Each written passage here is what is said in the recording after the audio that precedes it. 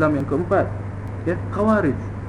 Itulah dalil mereka mengkafirkan, ya, orang-orang yang tidak berhukum dengan hukum Allah, mengikut pandangan dia. Itu satu cerita lain pula. Benda yang tak kafir dikata kafir, perbuatan yang tak jadi kafir sebenarnya dikatakan kafir. Itu satu hal lagi. Sudahlah dikafirkan, benda yang tak mengkafirkan dia perangi pula. Nampak? Jadi orang kata apa? Keburukan di atas keburukan, ya. Itu zaman dulu Khawarij. Tapi zaman sekarang ada Khawarij gaya moden. Ini yang ada saudara kita, ya, ni, ikhwan muslim, ya. Ini Khawarij gaya moden. Kerana mereka membawa fahaman yang sama, cuma disulami dengan jubah yang lain. Dia tak boleh dah panggil aku Khawarij, ya. Taklah. Dipanggil ikhwan muslimin, ya. Barangkali eloklah saya ambil kesempatan ini untuk mengajak para ikhwan semua untuk menghadiri apa, minggu depan seminar metodologi ahli sunnah. Kita ada seminar metodologi ahli sunnah. Di antara kertas kerja yang dicadangkan kepada saya adalah untuk membincangkan tentang ikhwan muslimin, ya.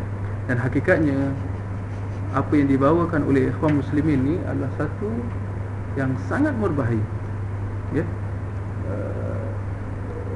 Kerana dia memecahkan umat Islam, dia melemahkan umat Islam dari dalam. Kalau musuh kita yang terang kata aku musuh, kita faham, kita akan bersiap sedia untuk berdepan dengan musuh dari kalangan orang kafir, daripada orang Yahudi dan Nasrani, ya, kita akan bersiap sedia. Tapi bagaimana kalau musuh tu di kalangan kita sendiri, ya? Kita tak nak bercerita tentang niat mereka, ya. Kita anggap bahawa niat mereka insya-Allah ikhlas dan sebagainya. Tetapi niat sama sekali tidak membetulkan perbuatan kita. Niat tidak menghalalkan cara, ya. Jadi mereka ini merosakkan Islam, melemahkan Islam dari dalam. Seperti mana dalam firman Allah tadi, wala tanaza'u fatafshalu, dan jangan kamu berbalah, niscaya kamu akan gagal. Wa tadhhabu rihukum, dan kekuatan kamu akan hilang, ya. Jadi insya-Allah kalau siapa yang ada ke lapangan, bolehlah ada seminar pada minggu hadapan, di mana kita akan khas bincangkan tentang ikhwan muslimin ini, ya. Ada maklumat? Ada. Nanti kalau siapa yang nak maklumat boleh dapatkan daripada saudara Iskandar kita. Baik, ini adalah di antara penyimpangan yang banyak ada di kalangan umat Islam kita. Dalam masalah akidah, dalam masalah manhaj, dalam masalah fiqh. Saya rasa semua dah tahu dah fiqh. Mazhab apa? Mazhab apa? Fiqh. Tak bermazhab. Tanya, kalau kata tanya masyarakat kita, mazhab apa? Syafi'i. Mazhab apa? Hanafi, Maliki, Hambali, ya. Jadi ini adalah perpecahan juga. Kerana dia menyimpulkan, ada pula ta'assub dia. Dia orang tu Hanafi, boleh pi lah, macam lah, ya. Kita Syafi'i dan sebagainya, ya. Tapi ini juga ada satu bentuk perpecahan yang sama sekali. Kalau kita berdepan dengan perpecahan, apa tanggungjawab kita? Kalau kita kembali kepada ayat Al-Quran tadi, innamal mu'minuna ikhwah, sesungguhnya umat Islam adalah bersaudara. Wala tanaza'u, dan jangan kamu berpecah. Apa tanggungjawab kita? Kita kekalkan keadaan sedia ada. Tak apalah, dia Syafi'i, Hambali. Dia apa, Syiah, Sufi, tarikat apa? Naqsyabandiyah, Syazaliyah, apa benda, ya. Saqibiyah, Iskandariyah. Kita biarkan macam tu saja. Apakah itu kita punya reaksi? Sama sekali bukanlah, ya. Kerana kita dituntut untuk masakan ada benda yang salah, ada benda yang mungkar. Benda salah maknanya apa? Mungkar. Kita boleh diam, ya. Tak apalah, tak apa. Itu tak apa. Masakan, sedangkan Allah kata kuntum khaira ummatin ukhrijat lin-nas ta'muruna bil ma'ruf wa tanhauna 'anil munkar. Sungguhnya kamu adalah sebaik-baik umat. Umat Nabi Muhammad ni adalah sebaik-baik umat. Di antara ciri penting yang menjadikan dia, mengangkat dia sebagai satu umat yang terbaik adalah apa? Ta'muruna bil ma'ruf wa tanhauna 'anil munkar. Kamu mengajak kepada ma'ruf, kepada kebaikan, kepada kebenaran, kepada yang hak. Wa tanhauna 'anil munkar, dan kamu mencegah, menolak kemungkaran. Di antara kemungkaran ni adalah apa yang kita ceritakan tadi. Ya, perbezaan akidah, ya, perbezaan manhaj, perbezaan amalan. Ya, sama sekali kita tak boleh berdiam. Kita hendaklah mengambil tindakan untuk memperbetulkan keadaan. Kan? Ada yang mengatakan, dengar, ini satu bentuk syubhat lah. Ya?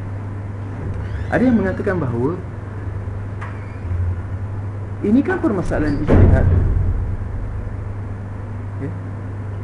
Ini kan satu permasalahan ijtihad. Dan di dalam ijtihad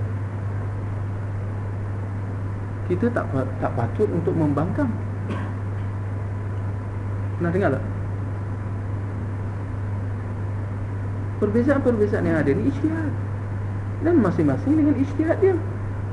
Kita tak patut menyalahkan antara satu sama lain dalam masalah-masalah ijtihad. Ya. Seperti mana dalam masalah dia kata, la inkara fi masail al-ijtihad. Tiada pengingkaran di dalam permasalahan ijtihad. Kita katakan berhenti dulu. Bukan semua permasalahan agama adalah ijtihad. Ya. Ijtihad maknanya apa? Otak kan? Ijtihad maknanya apa artinya ijtihad? Berusaha untuk memahami satu permasalahan agama. Ya. Dengan melihat kepada dalil-dalil. Usaha untuk memahami satu permasalahan agama. Bila kita kata usaha maknanya apa? Usaha dengan menggunakan akal untuk memahami satu permasalahan agama. Ya. Tentulah bukan dengan menggunakan akal semata-mata, tak, tapi dengan melihat, ya, dalil Al-Quran Sunnah. Ya. Tapi dalam masalah yang tak ada nas tahu dalil, maka ijtihad hanya boleh dibolehkan di dalam perkara-perkara yang tidak ada nas. Ya. Kalau benda-benda yang berkaitan tentang akidah, ya, boleh ijtihad. Akidah kita menjurus kepada apa? Menjurus kepada benda-benda ghaib. Ya. Kan? Apakah kita boleh ijtihad dalam benda-benda yang ghaib, sedangkan benda tu kita tak nampak pun?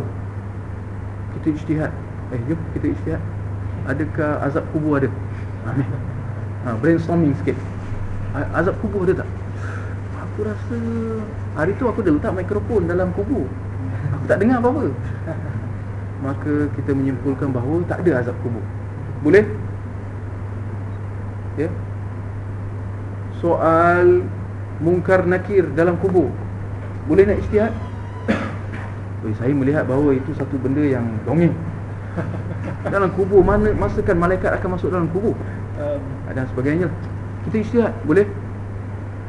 Kita ijtihad tentang syurga neraka, boleh?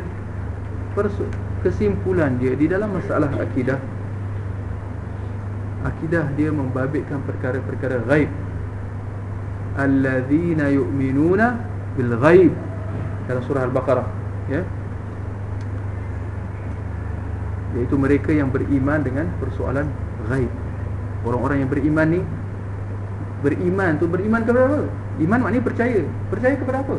Benda yang dah nampak. Itu memang semua orang percayalah. Kalau yang tak percaya tu tak adalah nak dikatakan beriman. Dia dah nampak dah. Aku melihat Iskandar kat depan, aku beriman Iskandar dia. Tak perlu lagi, dah nampak dia dah. Ya. Maka keimanan itu, apabila kita kata aku beriman, apa artinya? Maknanya aku beriman, percaya dengan benda-benda yang ghaib, yang diceritakan